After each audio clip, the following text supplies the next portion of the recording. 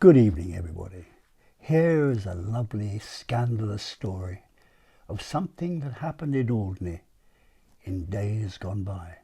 In the early 1960s, I was on the States of Alderney, and one day the president, Captain Toby Herable, called me to his office. When I got in, he said, "Parkin," he always called his states members by their surnames, "would you be interested on taking another committee?" I said, "Well, I've got two already, sir." And he said, "Yes." He said, "But this one shouldn't give you too much trouble." I said, "What is it, sir?" And he said, "You could be chairman of agriculture."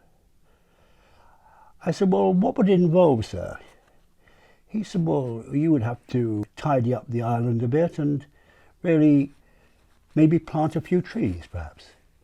I said, "Well, that would be a good idea, sir. Is there any budget attached to this?" And he said, "Yes, there is." He said, "It's 250 quid. There's a wheelbarrow and a shovel." So off I went and put a notice on the state's notice board, which read, "Energetic young man required to do agricultural work. Own tractor would be an advantage." Well, to my absolute amazement, there was a reply the next day, and Jimmy Cleo turned up and we started work almost immediately. And we went to the Val de Sud, where we started to remove trees and old trees and plant new ones. And while we were there, Jimmy said, "Ray, there's a big piece of granite which keeps getting in the way of my tractor. Could we possibly move it?" I said, "Well, we could give it a try. It looks quite big." Anyway, we put a rope round it and we attached it and we pulled it up from the Val de Sud right up next to the road that is at the lower end of the airport. We dug a hole and we tipped it up and we plopped it into the hole, where it stands till this day. Well, a little while later, Jimmy and I were down at the Divers having a drink or two. And Jimmy looked at me and said, "Ray, I've got something on my mind." I said, "Go on, what is it?" He said, "You know that stone we put into the side of the road?" I said, "Yeah." He said, "It's troubling me. There's something odd about that stone." He said, "I went the other evening, I took my dog for a walk and I walked past it in the evening. And as I went by, I turned, and for one moment I thought I was looking at a woman in a grey hood."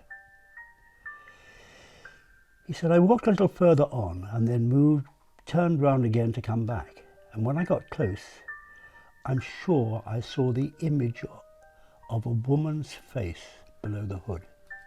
I can tell you it scared me to death."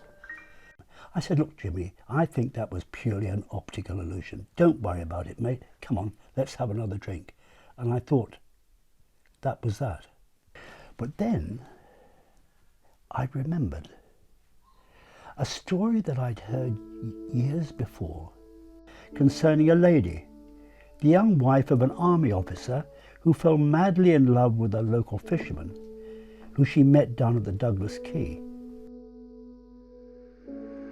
They would meet in the evening secretly on the southern cliffs. But one night there was a great storm as the fishermen returned to the shore, and while they fought the elements, it was in vain, and their boat was wrecked on the rocks on the south side of the island, and 3 young men lost their lives, including our young lover. The lady, distraught with pain of losing her lover, would stand on the edge of the cliffs looking out to sea. She would somehow hope and pray for his return. But one night there was another great storm, and still distraught with the loss of her lover, she stood on the edge of the cliffs in her grey cape with the rain and the wind lashing her face, and arms outstretched she jumped into the night to join him.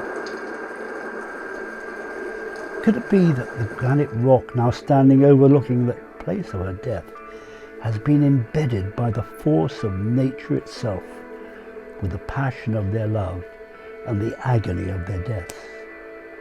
We will never know, but the grey lady still stands and waits.